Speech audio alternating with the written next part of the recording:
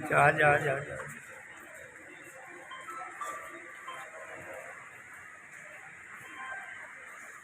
कुछ अतीत में लेके जाना चाहूँगा कि इसके पहले भी 2 बार जब कांग्रेस की यहाँ पर महापौर और निगम थी, तब एक नहीं 2 बार विपक्ष की अनुपस्थिति में बजट पास किया गया है, जिसके सारे डॉक्यूमेंट्स भी आपको उपलब्ध हो जाएंगे। तो निगम जो है अभी वर्तमान समय में तो सारी संविधान से ही चल रही है। दूसरी बात, इसमें एक चीज़ और बोला गया कि मनमर्जी से बैठा दिया गया। मैं आपको बताऊं कि वहाँ पर जब सदन में उपस्थित जो संख्या होती है पार्षदों की, उसका बहुमत लेकर अध्यक्ष को बैठाया जाता है। तो वहाँ तो पूर्ण बहुमत था। जो अनुपस्थित थे उनका बहुमत लेना और नहीं लेना कोई प्रश्न ही नहीं है, के अनुसार होता है। माननीय अध्यक्ष महोदय के आज्ञा से ही और उनकी सभी की सहमति से ही बजट का प्रस्ताव परिषद में आया। 5 मिनट पहले आप बजट के प्रस्ताव पर चर्चा करने के लिए सहमति प्रदान करते हैं और 5 मिनट बाद आपने देखा होगा कि आपको उनको मोबाइल पर किसी का फ़ोन आया। तो क्या परिषद मोबाइल के माध्यम से चलेगी? परिषद को तो आपको नियम और कानून के हिसाब से चलाना पड़ेगा। उनको किसी का फ़ोन आया, उन्होंने 5 मिनट के लिए सभा को स्थगित कर दिया। फिर 10 मिनट बाद वो आए, उनकी बाहर किसी से चर्चा हुई, उनको किसका आदेश मिला, उसके बाद में उन्होंने अंदर आने के बाद में सभी पार्षदों के जो सदन में मौजूद थे, जो उपस्थित थे, उनकी सहमति लेकर परिषद को स्थगित करना था। लेकिन उन्होंने ऐसा ना करते हुए खुद की स्वेच्छा आदेश देते हुए कि परिषद को हम 5 तारीख तक स्थगित करते हैं, जबकि ऐसा नहीं कर सकते। कायदे से अगर देखा जाए तो 3 दिन से ज़्यादा स्थगित आप परिषद को नहीं कर सकते। अपने पद का ठीक से संविधान के मुताबिक निर्वहन नहीं कर रही है।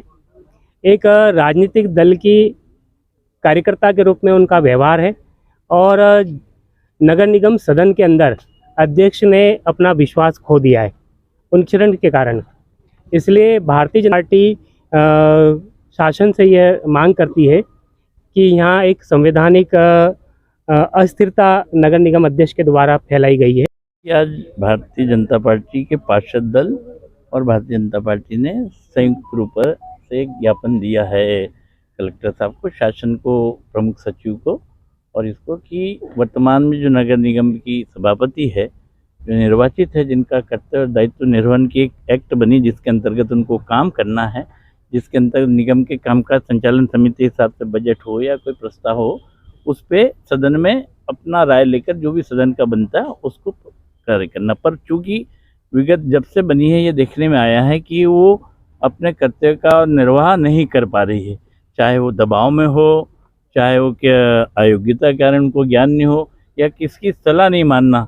इस तरीके से एक तानाशाही रवैया पूर्ण करके कि सभापति हम ही सब है तो निगम होगी, ऐसा नहीं। निगम में सिस्टम में हम हो न हो, आज हमें मेयर नहीं हो तो क्या निगम नहीं चलेगी, या कमिश्नर नहीं हो तो नहीं चलेगी। एक सिस्टम बना है कि नहीं है सभापति को टाइम, तो उसके बाद उसकी पैनल है, पैनल नहीं तो उसके बाद और भी पैनल वाले भी नहीं रहते, तो सदन में से कोई भी पार्षद शहर के विकास के लिए अपने में से एक सभापति बनाकर उस कार्य का जो विषय आया है उसको पूर्ण करेगा। उसी दृष्टि से उस दिन पहली बैठक में धारा 33(3) के अंतर्गत जब सभापति चली गई बिना नियम कानून के, कोई चस्पा की है, जो सूचना की है, और 5 तारीख उनको लगाने का अधिकार नहीं। ज़्यादा जब कोई बहुत ज़्यादा हंगामा होता है तब यह सभापति 3 दिन के लिए बैठक आगे बढ़ा सकती, लेकिन इन्होंने अपने मन से 5 तारीख देके न सदन की राय ली कि सदन क्या करना चाहता है, कुछ करना चाहता है, हंगामा हुआ। इस तरह से उनके कर्तव्यनिष्ठ नहीं होने के कारण आज कलेक्टर और प्रमुख सचिव को शासन को दिया कि इनको अयोग्य घोषित किया जाए। इस दृष्टि से ज्ञापन दिया, बाकी और पार्षद बात करें। 2 मिनट एक